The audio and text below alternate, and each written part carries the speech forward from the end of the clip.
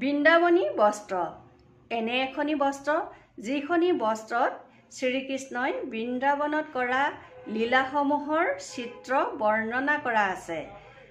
শ্ৰীমন্ত শংকৰদেৱৰ তত্ত্বাৱধানত আৰু গোপাল আতাৰ নেতৃত্বত বৃন্দাবনী বস্ত্ৰখনি বৈ উলিওৱা হৈছিল।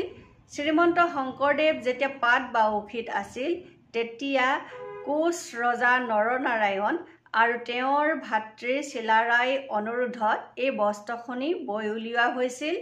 শ্ৰীমন্ত শংকৰদেৱৰ মুখেৰে নৰনাৰায়ণ ৰজাই শ্ৰীকৃষ্ণৰ লীলাসমূহৰ কথা শুনি অভিভূত হৈ পৰিছিল আৰু সেই কাহিনীবিলাক চিত্ৰৰ জৰিয়তে চাবলৈ বিচাৰিছিল।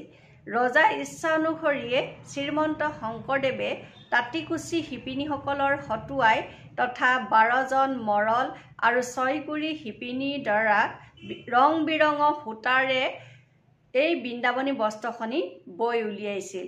এই বস্ত্ৰখনি বৈ উলিয়াবলৈ প্ৰায় 1 বছৰ সময় লাগিছিল। বস্ত্ৰখনিৰ দৈৰ্ঘ্য 12কুৰি হাত আৰু পঠালিয়ে 3কুৰি হাত।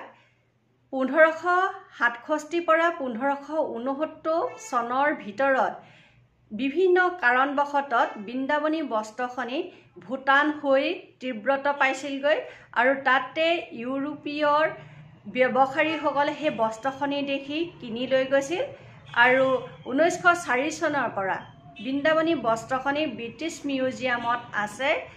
বিভিন্ন সময়ত অসম চৰকাৰে বৃন্দাবনী বস্ত্ৰখনি অসমলৈ আনিবলৈ চেষ্টা চলাই আছে, কিন্তু তাৰ বহুকেইটা কাৰণত সেই বৃন্দাবনী বস্ত্ৰখনি অসমলৈ আনিব পৰা নাই।